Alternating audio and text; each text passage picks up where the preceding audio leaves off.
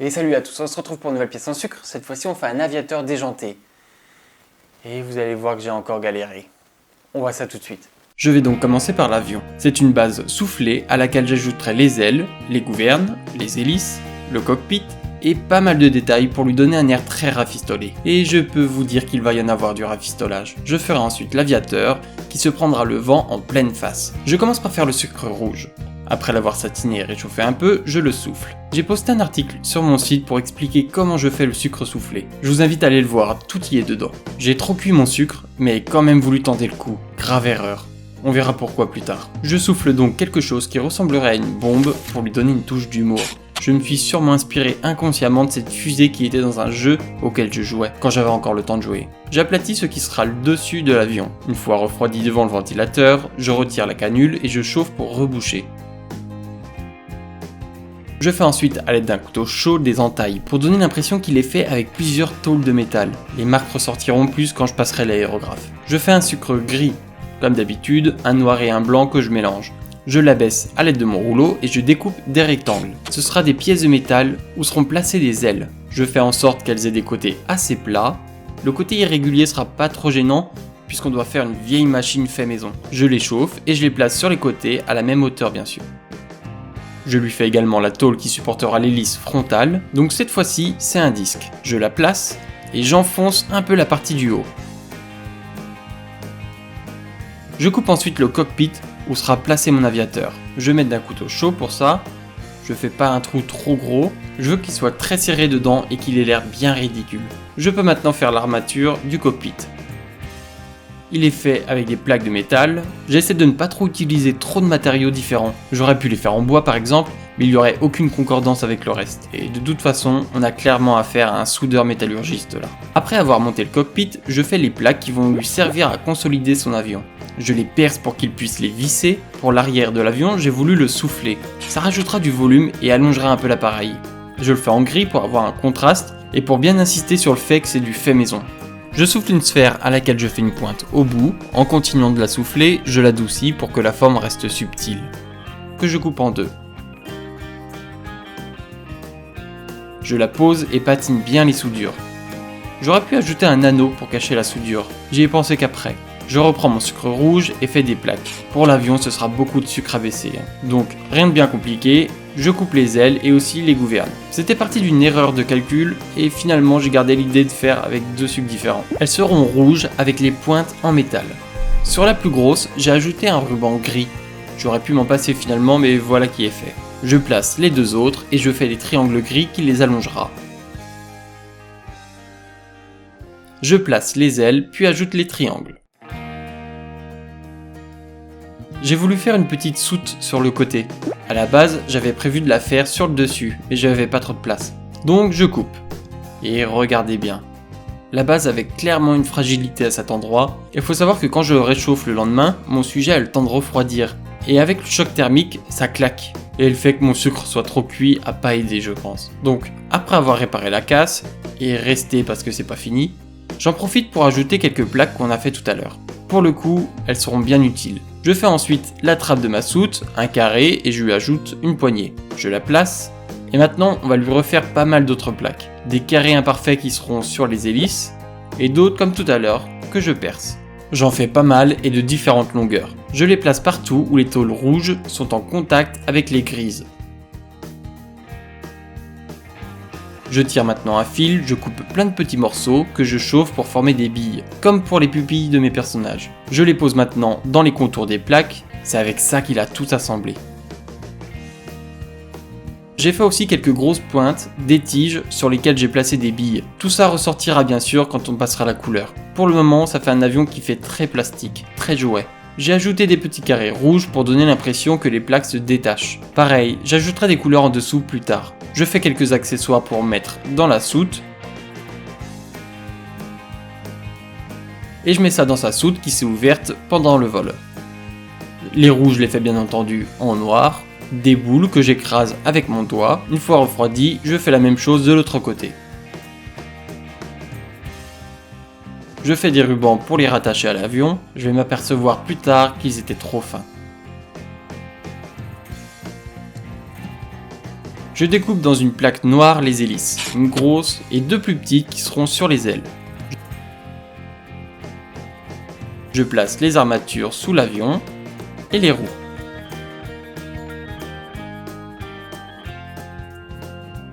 Une grosse bille que j'allonge pour accueillir l'hélice principale.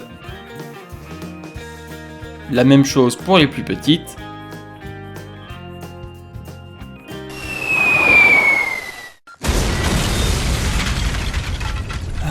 Comment dire? Non, je préfère rien dire. Donc, après avoir refait tout ce qui était cassé, je tire les tiges qui vont tenir les ailes. 2 pour chaque aile sur le dessus, et j'en place une pour chacune d'elles en dessous. Passons à la coloration. Je commence par faire quelques plaques blanches à l'aide de coton-tige. J'ai voulu faire un test pour donner un effet peinture usée. Le coton-tige va me permettre d'avoir un côté imparfait. J'en place aussi dans les angles où la peinture peut facilement s'abîmer. Une fois sec, j'estompe un peu à l'aérographe avec du rouge. J'en profite pour mettre un peu de relief sur les tôles. J'efface le centre et je raye avec une petite brosse. Un dernier coup d'aérographe, mais noir cette fois-ci, pour donner un effet sali et ajouter des ombres. J'insiste aux extrémités des plaques grises et sur les clous. Passons maintenant à l'aviateur. J'ai repris la couleur peau du lutin. Je souffle une sphère et je retire la canule une fois froid. Je vais tester une nouvelle technique. Retirer le haut de son crâne pour avoir plus facilement accès à l'intérieur de sa bouche. Je le coupe donc avec un couteau chaud. Je fais ensuite une ouverture au niveau de sa bouche. Je la chauffe bien et je la pousse avec un outil par l'intérieur. Je me fais un sucre rose en mélangeant du rouge et du blanc. Je vais lui faire avec l'intérieur de sa bouche pour ensuite la poser dedans. Je me suis dit que de me servir d'une demi-sphère ce serait pas mal. Finalement, je la retaille et la déforme tellement que j'aurais pu la façonner avec une petite plaque. J'ai donc réalisé un espèce de petit casque. Je lui fais les gencives, des rubans très fins que je tords en cercle. Je place la première, puis la seconde. Pour les dents, je tire un sucre blanc. Je lui taille des petits carrés. Je les place une à une en essayant de mettre les plus grosses vers le fond. J'en garde 2 assez longues pour les 2 du haut de devant. Je dois aller tous les 3 mois chez le dentiste à cause de mes caries, donc les dents, ça me connaît. J'ajoute un rectangle de sucre rose un peu plus foncé pour allonger la gencive supérieure. Je l'intègre bien et avec le sucre rouge de l'avion, je fais les petits filaments. Vous savez ce qui retient les lèvres. J'ai fait tout ça parce que je voulais qu'on ait l'impression que le vent souffle dans sa bouche. J'installe tout ça dans la tête, je chauffe et à l'aide d'un outil je cale bien tous les recoins. J'aurais pu y mettre un peu plus à l'avant. Je prépare maintenant l'emplacement des yeux. Je chauffe bien, mais cette fois-ci je transperce complètement et fais un bon espace pour accueillir les orbites. Je vais moins galérer comme ça et je serai plus précis. Pour ces orbites justement, je fais comme d'habitude, mais cette fois-ci, en plus de billes blancs et noirs, je fais aussi des bleus. Je fais 2 paires au cas où, comme d'habitude. Je place les bleus sur les blanches et je termine par les pupilles. Je trempe le tout dans de l'isomalte et je le place. Bientôt l'article qui parlera de l'isomalte sera en ligne sur mon site. Son œil droit sera fermé, mais on va pas faire les choses à moitié. Je fais son nez de la même façon que pour les autres personnages, un cône que je place encore chaud et que je finis former avec un outil. J'aime bien faire des gros nez, c'est plus intéressant à travailler. Je coupe 4 languettes de sucre pour les paupières et je les place. Je lui fais donc fermer un œil qui sera gêné par ses lunettes. Je patine bien tout ça avec ma flamme. Je fais son menton, un long menton. De la même façon que le nez, je l'ai placé chaud et je le retravaille par la suite. Je l'incruste bien en effaçant les soudures. Je mène maintenant d'une grosse languette de sucre pour lui gonfler la joue gauche. Je rappelle qu'il est censé se prendre l'air dans la tronche, donc il doit avoir le visage un peu déformé. Peut-être que je n'ai pas assez exagéré ça d'ailleurs. Je mets ensuite d'une autre languette pour former le dessous de la lèvre inférieure.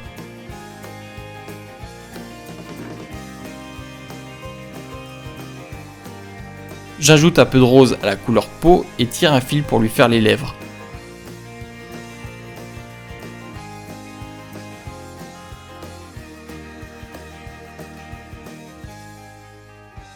Avec mon sucre gris, je lui fais ses moustaches. Je les redresse à cause du vent bien sûr, et je fais par la même occasion ses cheveux.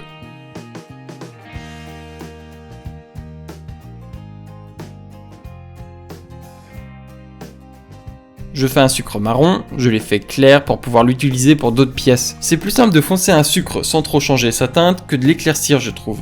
Donc justement je le fonce en rajoutant un peu de sucre noir. Je fais une plaque et taille dedans son bonnet. Je vous mets l'image du live parce que j'ai encore pas très bien cadré avec ma caméra.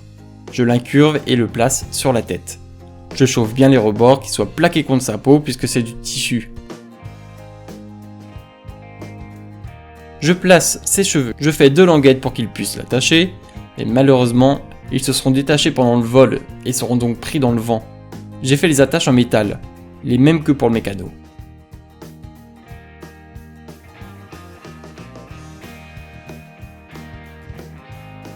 Je les place. Pour les lunettes, j'ai mélangé du rouge et du marron. J'aime beaucoup cette couleur. Je tire des rubans pas trop larges et je les préforme. Je chauffe pour les fermer et j'aplatis un peu les côtés proches du nez.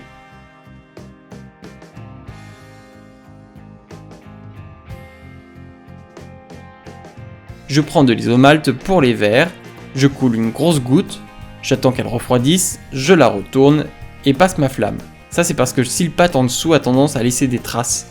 Je les mets maintenant sur les montures, je les place sur la tête en mettant celui de droite un peu au-dessus de son œil. Avec un sucre noir, je place les élastiques qui tiennent les montures à la tête. Pas de bol encore pour lui, il sera cassé pendant le vol. Je plie les embouts pour m'aider à les coller. J'ai ajouté seulement maintenant les sourcils que j'ai oubliés. Je fais des petits crans avec mon outil pour éviter qu'ils soient lisses. Pour le corps, je mélange un sucre marron avec beaucoup de noir. Je souffle une grosse goutte que j'allonge bien pour avoir un effet exagéré sur le fait qu'il soit serré dans son cockpit. Je forme le torse. Une fois froid, je retire le sujet de ma canule, je coupe le bas. Je lui souffle ses bras, de la même façon que d'habitude. Je les étire bien qu'ils puissent passer dans le cockpit. Je coupe également les embouts et je chauffe le côté du corps. J'insiste bien pour y placer les bras et les enfoncer. Je coupe des plaques de sucre pour lui faire les épaules. Je lui fais l'épaule gauche plus haute. Il tirera sur le manche de l'avion. On doit donc le voir forcer d'un côté. Je fais un col en 2 parties. Un ruban qui fera le contour du cou. Et 2 triangles pour le devant. Je laisse une petite marge entre les deux. Je me fais 2 longs rubans pour faire le devant de sa veste. Je patine seulement les bords extérieurs.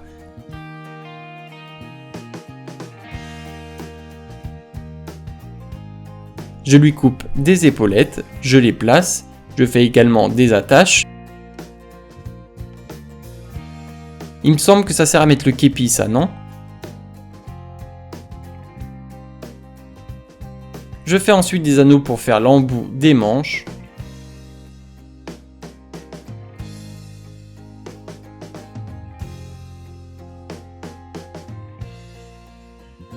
Je peux maintenant placer la tête. Je chauffe bien et j'appuie le plus possible.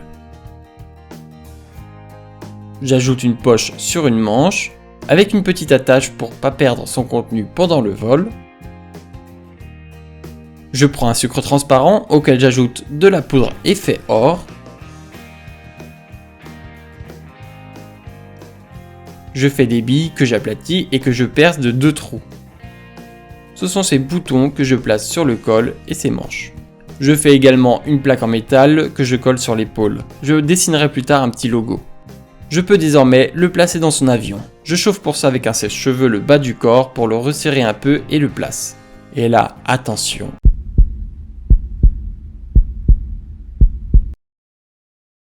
Bon, mis à part que la batterie était à plat à ce moment-là, j'ai pas eu de soucis. Ouf. Je place ses cheveux qu'il a perdus entre temps, ils sont longs et gras et en plus il n'en a pas beaucoup. Au pinceau avec du colorant gris, je fais des points pour faire une barbe de 3 jours. Je lui dessine son étoile avec un colorant rouge, un léger coup d'aérographe noir sur ses vêtements pour donner un effet sale, sur sa barbe également, et voilà, notre aviateur déjanté est terminé.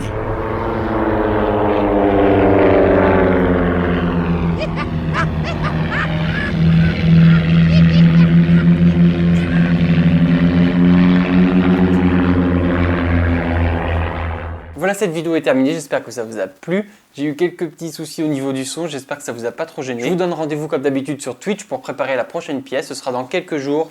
Je vous tiens au courant sur les réseaux sociaux, donc à la prochaine. Bye!